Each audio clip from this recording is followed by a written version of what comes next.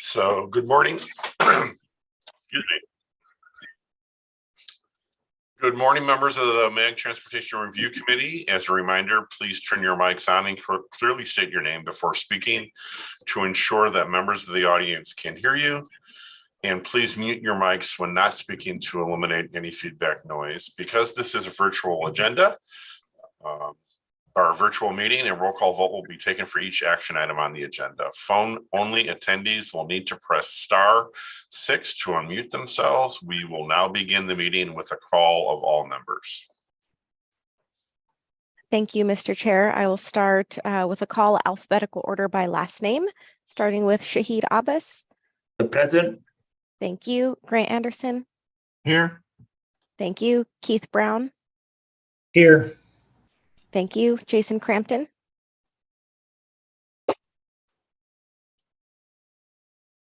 Mark Dorsey. Present. Thank you. Keith Janaski. Jorge Gastelum. Present. Thank you. Jason Hafner. Present. Thank you. Henry Ikwet Ukwa. Here. Thank you. David Janover. Here. Thank you. Leticia Vargas for Keeney Knudsen. Here. Thank you. Leticia. Scott Lowe. Here. Thank you. Adina Lund.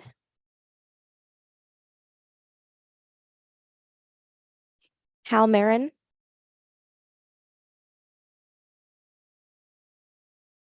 Mark Melanchenko. Steph, this is Ratna. I'm his proxy for today. Ratna, thank you. Yes, I got you noted here. Chris Bridges for Sumit Mohan. I am here. Thanks, Steph. Thank you. Paul Patane. Here. Thank you. Christopher Salas. Here. Thank you. Shelley Seiler. Here. Thank you. Sean Snyder. Here. Thank you. Bob Thaxton. Raj Thudam. Chris Wanamaker. Here. Thank you. Michael Weaver.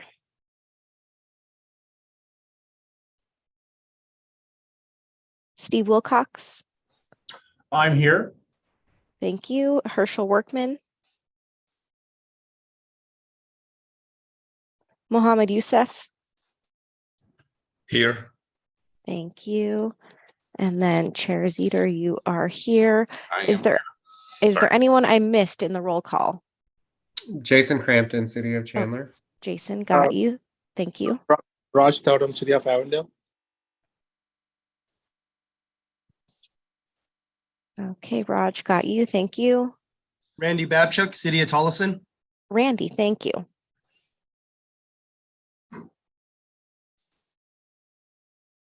Okay, anyone else? Mr. Chair, we have a quorum. Thank you, Steph. Moving on to item number 2. This is an opportunity for public comment on the agenda that was provided ahead of the meeting. Steph, have we received any public comments? We have not received any public comments for this item or any other item on the agenda. Great, thank you. Moving on to item number 3, Transportation Policy and Planning Director's report. Tim Stroh, MAG Transportation Policy and Planning Director, will provide a report to the Transportation Review Committee on activities of general interest. Tim. Thank you, Chair Zeter. Good morning, members of the Transportation Review Committee. It's nice to see everybody this morning. I have a very short report today, but I first wanted to get started by welcoming Randy Babchuk, Field Operations Director, representing the City of Tolleson. Welcome to the committee, Randy. Thank you so much. So the one item I have for you today is MAG staff received a notice from Brett Anderson, ADOT Local Public Agency Section Manager, regarding upcoming important project delivery dates to meet fiscal year end 2023 deadlines. For all local projects to be administered by ADOT, all requests for fiscal year 23 projects must be submitted to ADOT LPA section by Friday, February 3rd, 2023. In regard to certified LPA projects, projects need to be authorized for design or construction must be into ADOT by Friday, May 12th, 2023. If any agency requires an IGA, please initiate by Friday, February 3rd. And design or construction projects that are utilizing ADOT funding, such as HSIP, must be submitted into ADOT by Friday, April 14th, 2023. If anybody from the committee has any questions regarding this item, please reach out to Brett Anderson at ADOT with any questions. Mr. Chair, that completes my report. You're on mute, Mr. Chair. Thought I correct. Thank you. Thank you, Tim. Moving on to item number 4, approval of the consent agenda. Items 4A through 4C are on the consent agenda. Are there any items members wish to be taking off the consent agenda? Hearing none, is there a motion to approve consent items 4A through 4C? So moved. Second. Can you identify yourself, please? Sorry. Shahid Abbas, City of Glendale. Great, thank you. And the second? Anderson. Thank you, Grant. Steph will now do a roll call of all members participating. Please indicate how you vote. Thank you, Mr. Chair, starting with Shahid Abbas. Aye. Thank you, Grant Anderson. Aye. Thank you, Keith Brown. Aye. Jason Crampton. Aye. Randy Babchuk.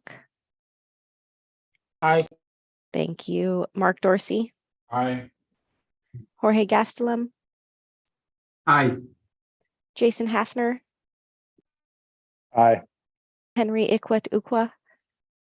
Aye. David Janover. Aye. Leticia Vargas. Aye. Scott Lowe. Aye. Ratna Corapella. Aye. Chris Bridges. Aye. Paul, is your last name Patane or Patney? I think No, is it's Pat Tanay. Patney. Okay, thank you. Aye. Thank you. Thank you. Christopher Solis. Aye. Shelley Seiler. Aye. Sean Snyder. Aye. Raj Thuram. Aye. Thank you. Christopher Wanamaker. Aye. Steve Wilcox. Aye. Mohammed Youssef. Aye. And Mr. Chair, how do you vote? I vote aye. Thank you. This motion passes unanimously. Thank you very Hi, much. can I interrupt for a second? This is Oh. Adina Lund. Oh. I joined late. Adina, thank you. I've got you noted as being here. Okay. Is there anyone else I missed in that last call? Okay, thank you. All right, moving on to item number 5, 2022 to 2025 performance targets. Item number 5 on the agenda will be presented by Ted Brown, MAG Transportation Performance Program Manager.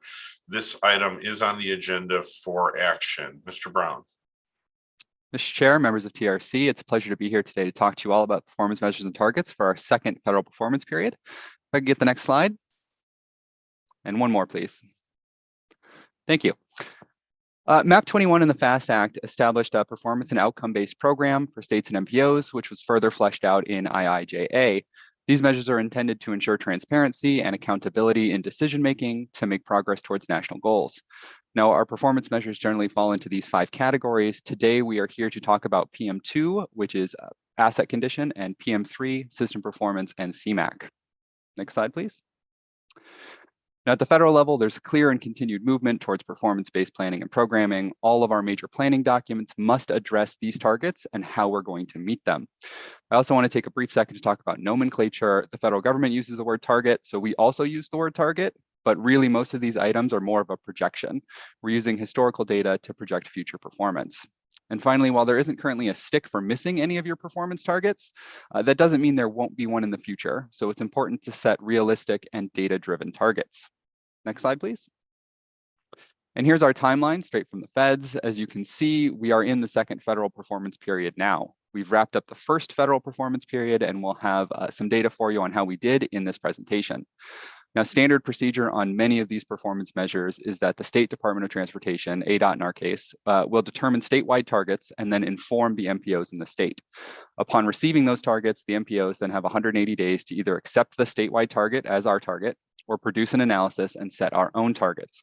We've done a little bit of both here, which leaves us with 3 distinct performance categories. Next slide, please. We have targets where we concur with ADOT. We have targets where we're going to go it alone. And then we have targets that have been previously approved, but now need final confirmation. Next slide, please. Let's start with where we concur with ADOT. Next slide. So first up is bridge and pavement condition. So on the left here, you can see our new 2- and 4-year targets developed by ADOT. On the right, you can see a quick breakdown of the previous targets. And you'll notice we have remained very, very consistent on these targets. The only change is on the non-interstate NHS, where we're seeing a small shift of 3% from good to fair. For reference, ADOT maintains about 28,000 lane miles and 6,800 centerline miles and almost 5,000 bridges. Next slide, please. Next, we'll talk about measures where MAG will set our own regional targets. Next slide. So the next series of slides are all color-coded in the exact same way. The MAG teal is actual real observed data. The salmon or atomic tangerine color is our projected data trend. The yellow is our previous targets, and the green are our proposed targets. So we'll start with travel time reliability on the interstates. Obviously, looking at this chart, the data from 2020 and 2021 are outliers. So for the purposes of this target setting exercise, we've elected to ignore them as our traffic trends have already returned to pre-pandemic levels. You can see that in the yellow that we met both of our previously approved targets, and we followed the same methodology to set our new targets here in the green. We want our targets to be below the line, and we've set conservative data-driven targets here. For reference, the ADOT state targets for 2-year, so that's 2023, is 81%, and the 4-year is 71%. You can see that even all the way back in 2017, we would not have reached those targets, part of the reason we've decided to set our own targets for this measure. Next slide, please. Similar methodology to the last slide, but this time for travel time reliability on the non-interstate NHS. Again, we met both of our targets shown here in yellow, followed an identical methodology to set our new targets in green. Like the last slide, we want our targets to be below this line. Once again, for reference, the ADOT 2-year target is at 84%, their 4-year target is at 77%.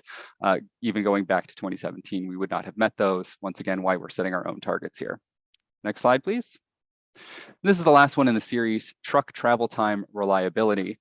Same colors, same setup, only this time we want our target to come in over the actuals. So we want to set our target above the line.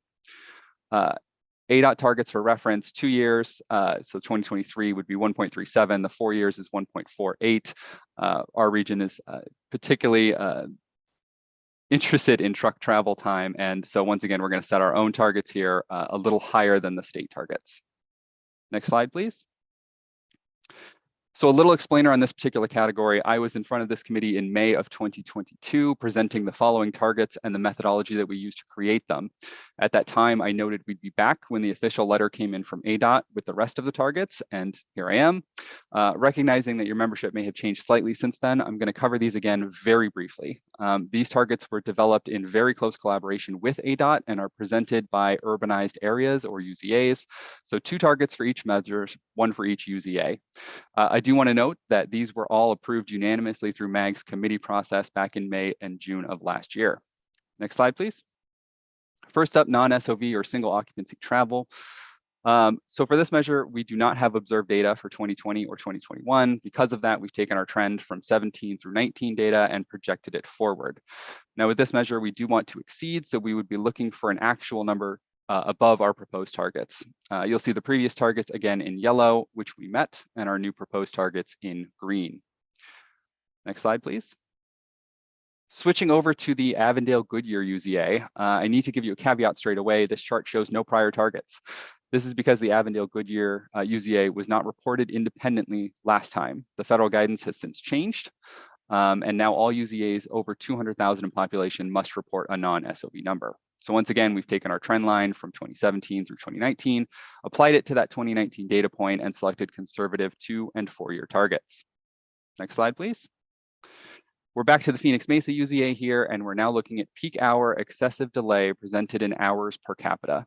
Now in these charts, you can see we do actually have some real data for 2020 and 2021, but it's somewhat inconsistent with our previous data. So we again took our trend line 17 to 19, but this time have applied that trend line to the 2021 data point, as we see that as kind of a return to normalcy.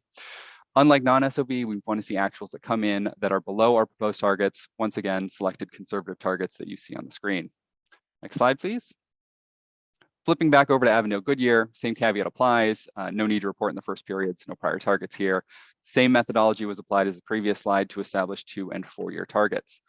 Now, this is also probably a good time to note that the way we prepare these targets is prescribed by the federal government. The methodology for calculation here is consistent with the federal guidelines.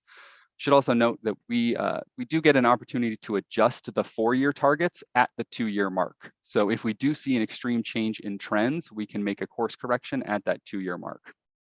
Next slide, please. Got to switch gears entirely here to talk about on-road mobile source emissions. This is our last kind of topic for the day. So because MAG is in a non-attainment area and because we utilize CMAQ funding, we are required to produce separate targets for each of the applicable pollutants and precursors. Now, MAG developed the second performance period emission reduction targets for CMAQ projects in very close coordination with ADOT. These targets were developed based on a review of the anticipated emissions reductions for TIP programmed CMAQ projects in fiscal years 22 to 25 in the MAG region. The 2- and 4-year targets were then established by decreasing the anticipated emission reduction of those projects by 15% to account for future uncertainties in calculating the emissions reductions that is associated with these projects. On the screen here, we have a list of those uncertainties that kind of abound when establishing these types of targets, and we just wanted to be upfront with you about the moving parts we're dealing with here. Next slide, please. And here are the targets. We have targets for 5 categories of pollutants: nitrogen oxides, volatile organic compounds, carbon monoxide, particulate matter less than 10 microns, and particulate matter less than 2.5 microns. The proposed 2- and 4-year targets are listed here under the green header. Further down the slide, you'll see a more robust breakdown of the anticipated emission reductions of these TIP programmed CMAQ projects. We again have elected to set slightly conservative targets given the uncertainties on the last slide. One final note, in previewing this presentation, I got a few questions about the zeros in the PM 2.5 categories. The very simple answer is we don't have any TIP programmed CMAQ projects in those areas that are scheduled to complete in the first 2 years of this performance period.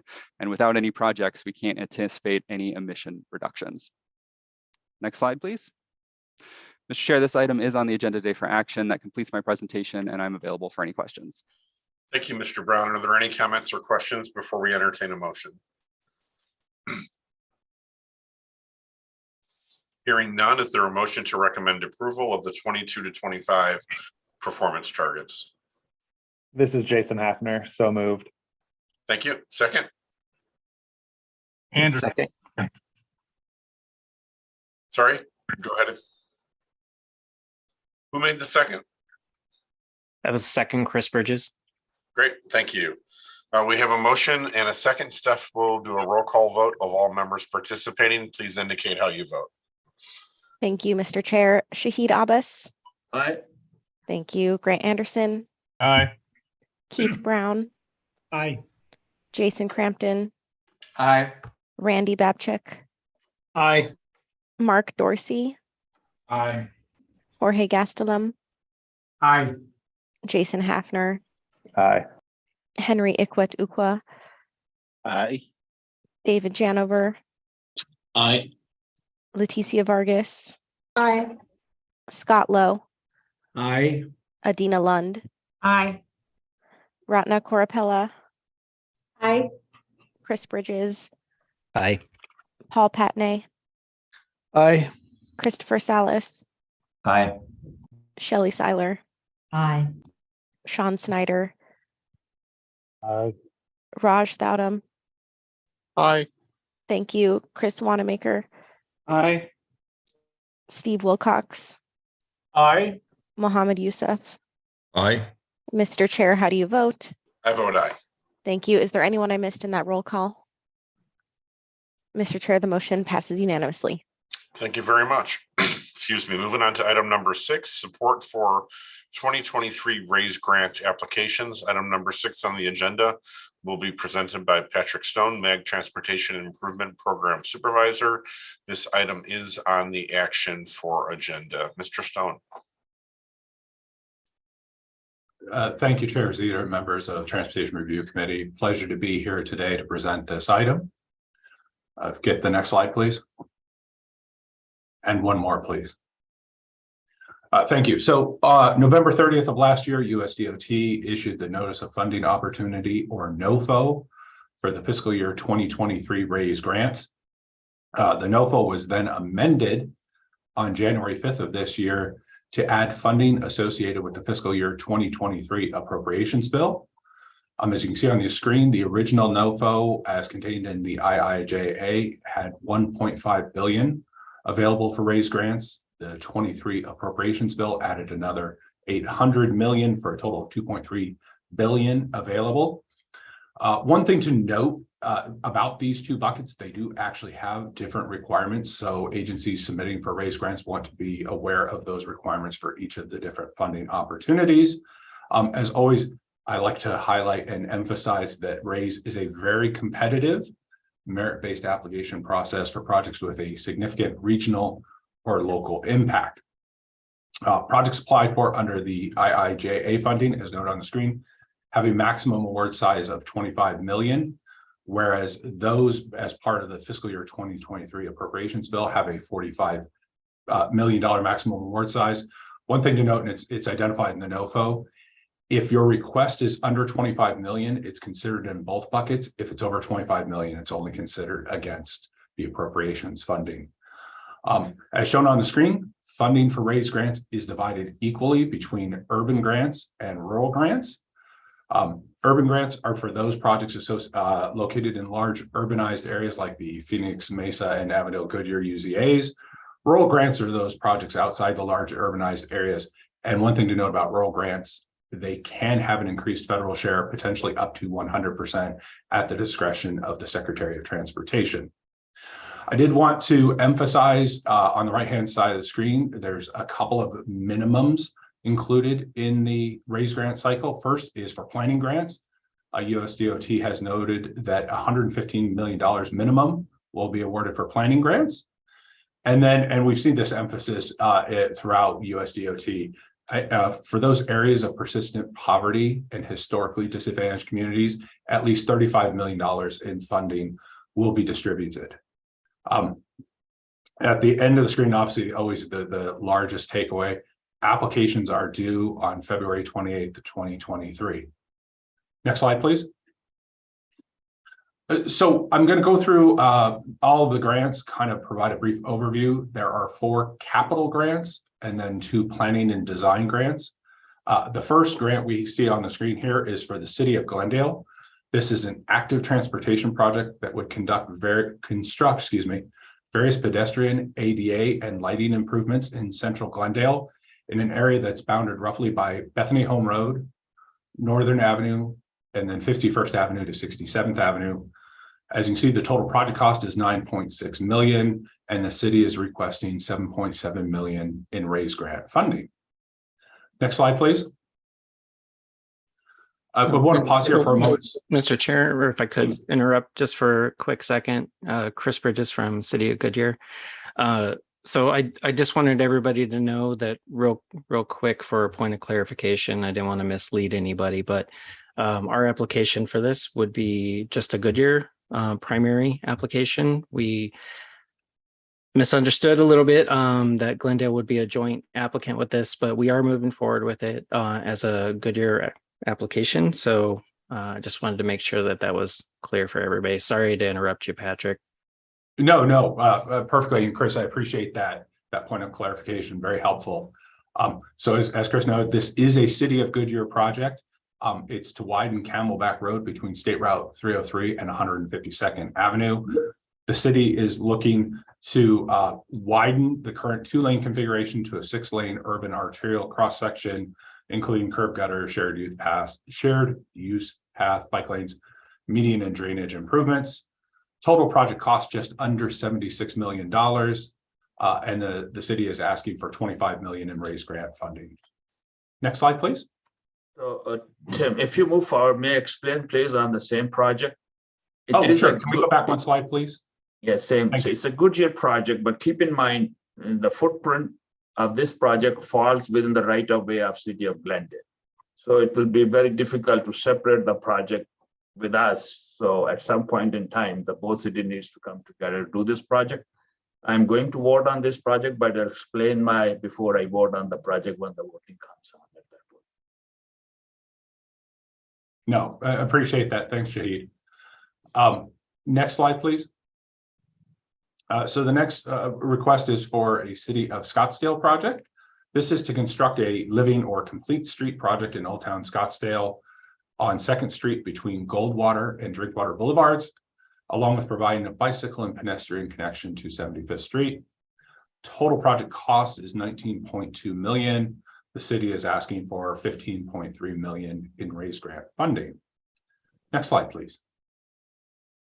Thank you. And the final capital grant is from the city of Tempe. The city is looking to construct a bicycle and pedestrian bridge over Tempe Town Lake. This project would provide connectivity to other pathways in the region. Total project size is $16 million, and the requested grant funding is $10.5 million. Next slide, please. And then MAG has received 2 planning and design grant requests. The first is from the town of Gilbert for the Veterans Memorial Pedestrian Bridge. This request is for a planning study to complete the design and pre-construction activities for a pedestrian bridge over the Union Pacific Railroad that would connect Gilbert's historic heritage district, with Veterans Memorial Park. Total project cost is $1.9 million. And the town is requesting $1.5 million in raised grant funding. Next slide, please. Thank you. And the final design planning grant is from the city of Phoenix. This is for the Levine Area Conveyance Channel. The city is asking for funding to complete both the design and pre-construction activities associated with the improvements in the conveyance channel, including updating the channel and a potential for a multi-use path and pedestrian improvements. Total project cost $6.3 million. City is requesting $5 million in raised grant funding. Next slide, please. And with that, Mr. Chair, that concludes my presentation. I'd be available to take any questions from yourself or the rest of the committee. Thank you. Thank you, Mr. Stone. Are there any comments or questions before we entertain a motion? Yeah, Mr. Chair, let me reiterate, the project as defined as being designed will be difficult to construct or impossible to construct without the city of Glendale being in some way partner on this project, because the scope of the project falls into the right of way of city of Glendale. I just want to make that clarifying, So yeah, agreed. And thank you, Shahid, for mentioning that. Yeah, we definitely want to work with you and make sure that it's a successful project. I just wanted to make sure that on the application portion that Goodyear was doing the lead, but we are 100% committed to partnering with Glendale on this. We understand, and we do appreciate that too. Great, thank you, sir. All right, thank you to both of you for your comments. Any other comments or questions? Hearing none, is there a motion to recommend approval to support raised grant applications? Anderson. This is Jason Hafner, so moved. Grant Anderson, and I'm sorry, was that Jason? That's correct. Well, we have a motion and a second. Steph, will you please call the roll? Thank you, Mr. Chair. 4th and final time through this roll call. So thanks everyone for hanging in. Starting with Shahid Abbas. Mr. Chair, can I explain my vote? Yes. Thank you. I appreciate all of the efforts of our region to be prepared to go after these additional funding opportunities. We all know the tremendous needs that exist for infrastructure funding. I want to point out that we are still negotiating the terms of this project with our other jurisdiction. In addition, our city management and transportation teams are trying to determine if this is a priority project for Glendale this year. To move the list of projects forward, I will be voting yes today, but we could ask for the project to be taken off the list in the future as it moves through the MAG process. With this, I'll vote yes. Thank you, Chair. Thank you.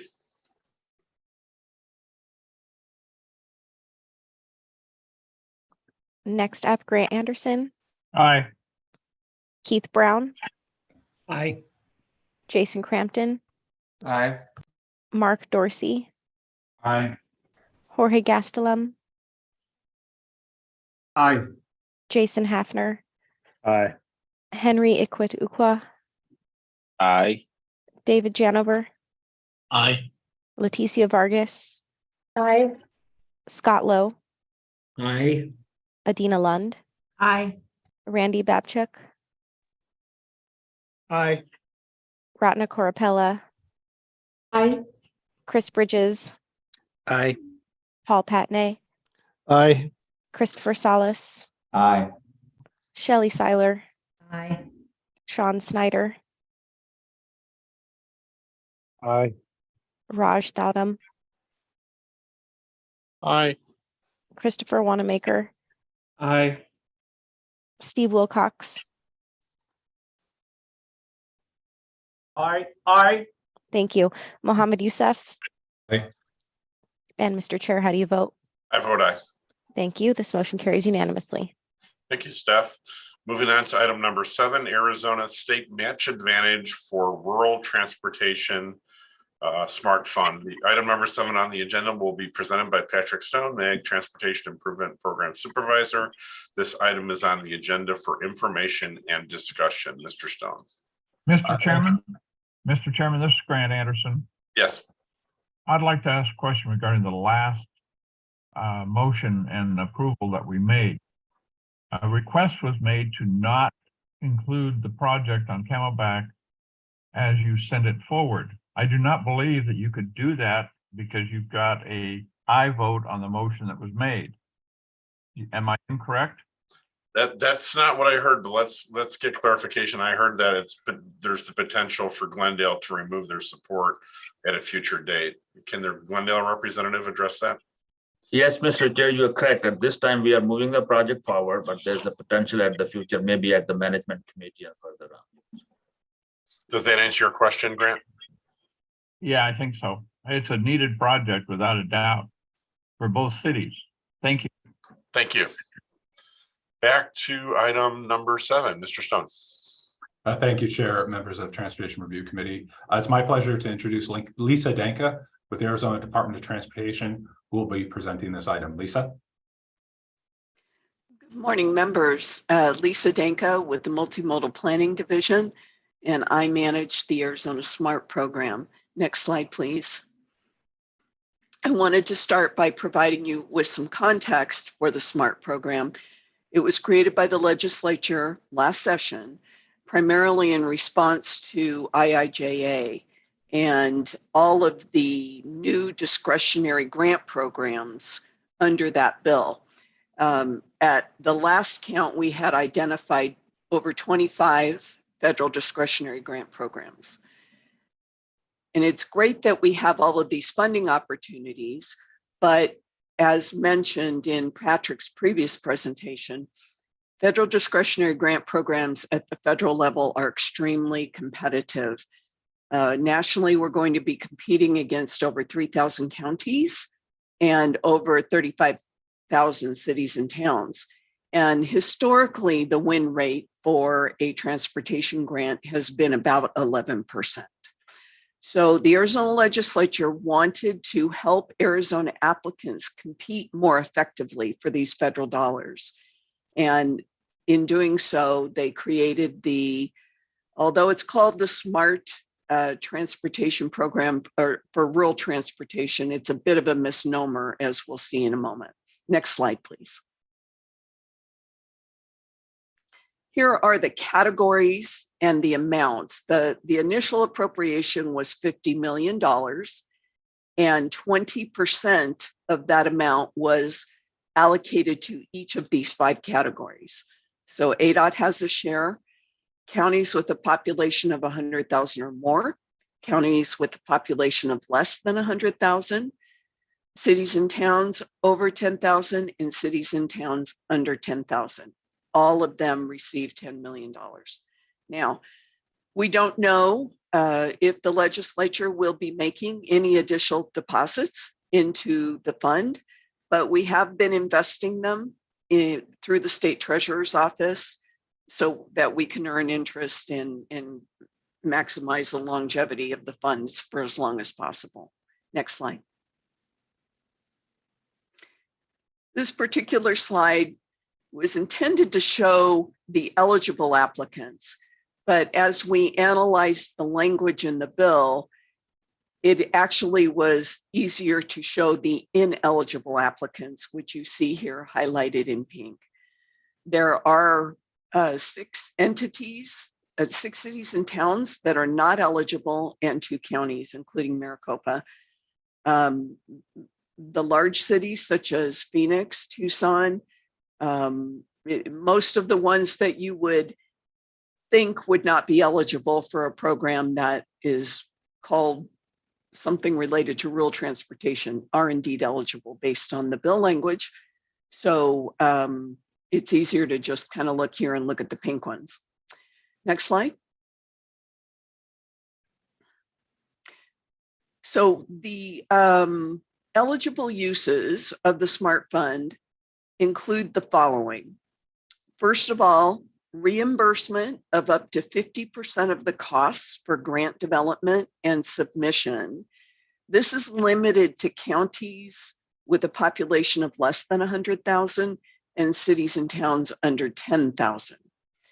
It can also provide match on a federal grant. We will not provide more match than is required by the grant. If you want to provide an overmatch as an applicant, that overmatch would come from your own funding. And the funds can also be used to design a project that will be submitted for a federal grant in the future before the term of IIJA. Now, the State Transportation Board is responsible for approving all of these projects, and they have adopted a policy related to the Arizona Smart Fund. And I just wanted to call out one of the provisions, which you see in the box here, is that they want to focus on those projects which can be competitive at the federal level. So they're looking for well-developed applications that maximize our ability to compete. Okay, a couple more points here. The Arizona Smart Fund is only for federal discretionary grants. It cannot be used to match existing formula programs such as STB, GP, HSIP, or any of those other types of formula funding. However, it does not have to be just a US DOT grant that you're pursuing at the federal level. It just needs to be a federal agency, and it has to be for surface transportation purposes. We have identified such grants through the Department of Defense and the US Department of Commerce. Because of the restriction to surface transportation projects, the only types of projects that are eligible are road, transit, and rail. So no airport here. Next slide. This particular slide is a depiction of what we believe we will see with regard to how the eligible uses will play out with regard to the NOFOs. So in the box on the left, if your project has not yet been designed, we anticipate that you would come in for design and other engineering services and apply for a federal grant in the future before the end of the term of IIJA. If your project is already designed, then we would expect that the application would more be related to match and grant development and submission if you are in one of the categories under 10,000 for a city or town and under 100,000 for a county. This is other configurations may apply here, but the program's a little bit difficult to figure out, so we thought a graphic would be helpful to explain the relationships. Next slide, please. This is very small. I know you received this in your packet, but it's essentially the process flow related to the approvals that are laid out in statute. ADOT cannot consider applications until the NOFO is on the street. Once the NOFO is on the street, we will review the applications for eligibility in terms of both the applicant and the project. And we also will determine if the required approval from the COG or MPO has been provided. From that point, the applications then must be considered by ADOT's Priority Planning Advisory Committee, or PPAC as it's called, which meets monthly. Thereafter, when the applications are ready, we notify the Transportation Board Chair, and that individual has up to 45 days to put that application on an upcoming board agenda. If the application is approved, then there is a IGA that is required to be executed between ADOT and the applicant. And depending on whether you're pursuing match or one of the other two categories, the timing of that IGA can vary. Next slide, please. So just a review of the substantive provisions in the board policy. They want everybody to come in and apply for these funds. They want to be able to pull down some of those billions of dollars at the federal level. The applications are live on ADOT's website, and they will be continuously available as the NOFOs come out. You can apply at any time. It's just we can't consider your application until the NOFO drops. There are two provisions in statute which are permissive with regard to the board. They are not requirements. They may give preference to applications based on the percentage of matching funds that the applicant's bringing to the table. They also can give preference to applications where there's a partnership with other entities to deliver the project. But again, these are not requirements. It's just an authority the board may choose to exercise. Applicants are required to respond within 5 business days to any inquiries from the board or ADOT staff regarding their application.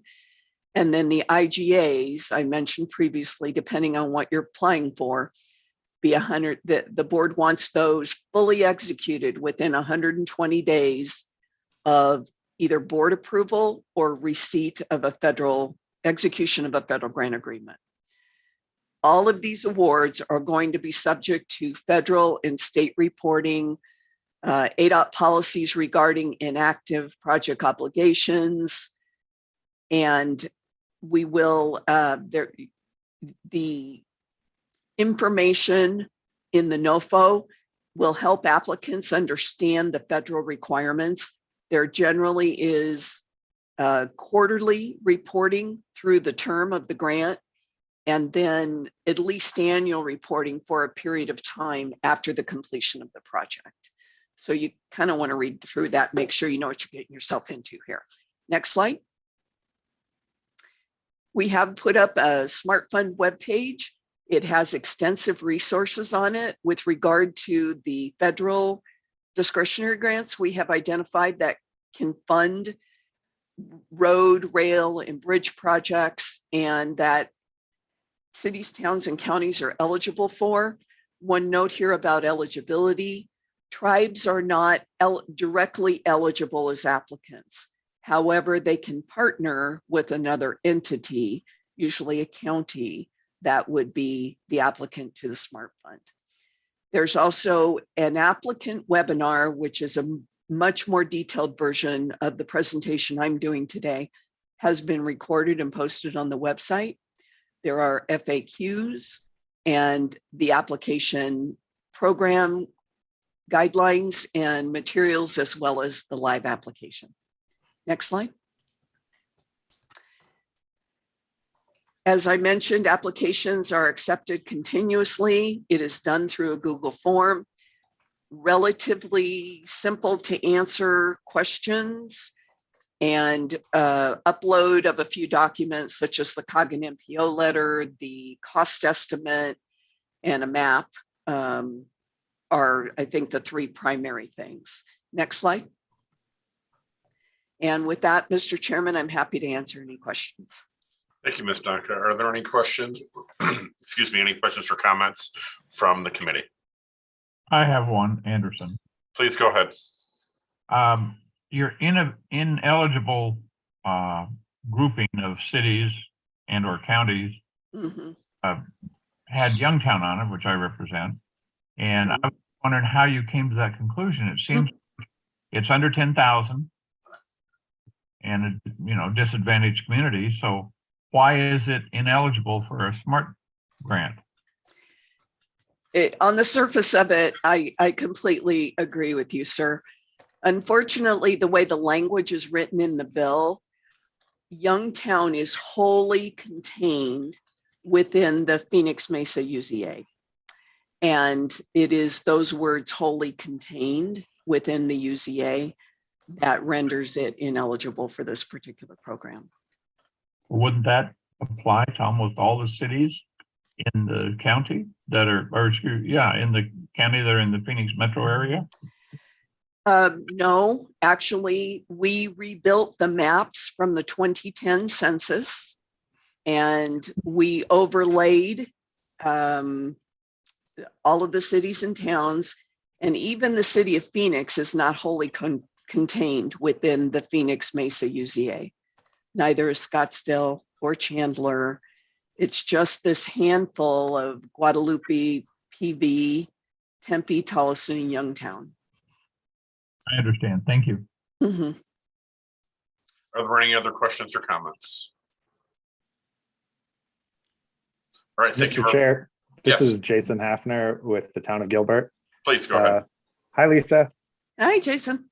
On your slide, the eligible uses slide in particular, I'm curious if the match eligibility is also limited to the counties less than 100K or cities less than 10K, or if that's only the, what did you call it, GDS? Oh, grant development and submission. No, the only thing that in terms of the eligible uses that's limited to the smaller cities and counties is the grant development and submission, the reimbursement of 50% of that. So Okay. The rest of them have to foot that bill themselves. Matches is eligible, equally eligible across all applicant sizes, as is design and other engineering services. But just, you know, keep in mind, this is a reimbursement program. And so as you begin to identify the projects, you might want to think through cash flow as well, because you'll need to put out the funds up front, and like any other federal funding, you get reimbursed afterwards. Okay, I need to dig into the information on the website a little more then, because I got the impression that any funds that were expended prior to authorization, so to speak, I know it's not the same as federal authorization, were ineligible. So I suppose you have to get approved and then front the money and then get reimbursed. Is that an accurate portrayal? That is correct, Jason. And one important point there that I just wanted to let everybody know, this program became officially active on September 24th of 2022. Any funding expended prior to that date is not eligible for reimbursement. Another question for you, Lisa. You mentioned that we could apply pretty much continuously, that it's open, we can apply. That makes me think that these funds on an annual basis are sort of on a first come, first served basis. So if we get in the door first and nobody else has, then we would be awarded until those funds sort of run out. Is that how? Yes, but it's based on when the NOFOs drop as well. So in the SMART application, you will be asked to identify the federal grant that you're going to pursue, because that's the only way we'll know to pull your application when that NOFO comes out. And you know, you can apply now, you can apply for more than one program, but it will require a separate application. So if you wanted to apply under RAISE and I don't know, SS4A. wildlife crossing, yeah, you can submit the same project under two different SMART applications, pursuing two different federal grants. However, we're going to pull the first NOFO that drops. If it is, you know, RAISE, then it's RAISE, and we'll send your RAISE application through. If the other one drops first, we'll pull that one and send it through. But you'll only receive one award for that project from Easy Smart. So for example, the town of Gilbert applied for an SS4A grant in August of 2022. So we would be ineligible for that because September 2022 is when this was approved. So we couldn't, even though we have not expended funds at this time, we would be ineligible to apply for the match component of that grant. Is that accurate? You may want to look at the FAQs, Jason, on the SMART website and think through those when you actually paid the expenses associated with grant development and submission. If it was prior to September, then those are not eligible. Yeah, what I'm talking about would be the match component of that grant, which has not been awarded yet. So obviously, no, I think you're eligible there. I think you'd still be, if you don't have a grant contract in place yet, if it hasn't been awarded, then you haven't done your federal grant agreement yet. So I think you would be eligible to apply for that. Okay, one final question, sorry, and this is for Patrick. I saw that one of the requirements was that you needed COG MPO approval, so to speak. Patrick, is there a process in place from MAG at this point to do that? Or do we just say, hey, Patrick, we want to apply and you give us a high five and we move along with our lives? Thank you, Mr. Chair, members of TRC, Jason. We're working on developing that process. I think the question is at what level within MAG does it have to be approved? Could it be the chair of regional council, you know, the executive director? We have to kind of determine what that is. So we're working through that. But yeah, if you have one where you're interested in that, reach out to myself and we can certainly have that conversation and get that going. Thank you, Patrick. I think the town of Gilbert will likely, we need to dig in a little more, but we'll likely apply for this funding for a matching component for our SS4A grant and potentially our RAISE grant, because why not? All it takes is staff time, and I mean, we got nothing but time on our hands. So so we would likely want to do that. So if MAG could start kind of figuring that out for us, that'd be great. Mr. Chair, that's all I have. Appreciate it. Thank you. Are there any other questions or comments? Mr. Chair. Oh, sorry. Go ahead. Go ahead, Chris. Oh, thank you. Real quick, Lisa, it's good to see you. I know you missed me. Begging you for money.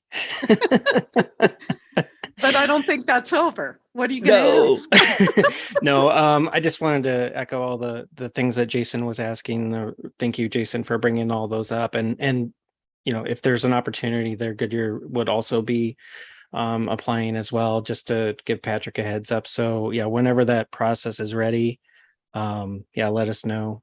We're eager to also go after that funding in any way possible. So thank you. If I have more questions, I'll follow up. Thank you. Thank you. There was one more person that had a question, it sounded like. Yes, hi, Mr. Chair. This is Dave Janover with Fountain Hills. Lisa, thank you very much for your presentation. Great work. We appreciate it. I have a question. We're applying for 3 projects under the BRIC program, Building Resilient Infrastructure and Communities, through DEMA. And so they are projects. We have low flow crossings that we're looking to raise the elevation of those roads and put culverts, making culvert crossings to, to decrease the risk of flooding and danger to our travelers. So my question is that we applied. We should hear back whether we are awarded. I think sometime in like end of first quarter, beginning of second quarter of this year. So my question is, would these type of projects be eligible for at least for our local match? Can we apply for the SMART grant through the SMART program for reimbursement of a portion of our SMART grant, of our match funds? And are these type of projects, I guess, in and of themselves, are they eligible?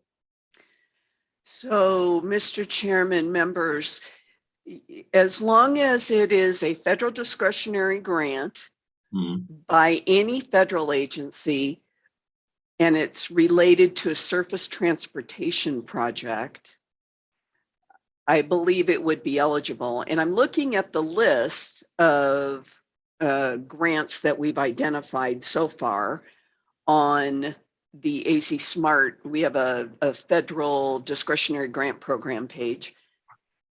You mentioned culverts. There's actually a national culvert removal, replacement, and restoration grant program. I don't know if you were aware of that, but if you are unsuccessful under the program you've applied for, you may want to keep an eye on that one. Okay. Thank you. Yeah. So as long as there is no federal grant agreement in place or fully executed before September 24th, 2022, I believe that you are eligible to apply for that match. Okay. Yeah, nothing's in place yet. We don't even know if we've even been awarded it yet. Indeed. Actually, it hasn't even been submitted yet by the state. I think it's being submitted tomorrow with all of the projects within the state are being submitted by DEMA. So I guess so would it be once we find out if we were successful at that point, we would, I guess, make our application for the SMART grant? You could wait. You could also apply now. Okay. And again, we don't know how long this funding is going to last. And I'm sorry, could you tell me which community you're in again? Oh, certainly. It's the town of Hills. Fountain Yeah. Hills, yeah. Okay. Are you over 10,000? Yes. Okay. It's hard to know. And once we exhaust the category, let's say the over 10,000 for cities and towns, the only way that we get more money in there is through another legislative appropriation. Correct. So, it's completely up to you. It does take, some effort to submit the application, but you've got almost everything you need, or you've got more than what you need to submit an application to SMART based on what you've prepared for the DEMA grant. Yeah, it was a pretty interesting process for sure. Yeah. Well, thank you very much. I really appreciate the information. You're welcome. Thank you, Lisa. Thank you, Mr. Chair. You're welcome. Any other questions? Are hearing none. Thank you for the presentation and the questions, and we will move on to item number 8, member agency updates. Are there any announcements by TRC members? Mr. Chair. Yes, who's speaking? Scott Lowe from Buckeye. Please go ahead. Just wanted to let everyone know that the annual Buckeye Air Fair is going to be held February 17th to the 19th at the Buckeye Airport.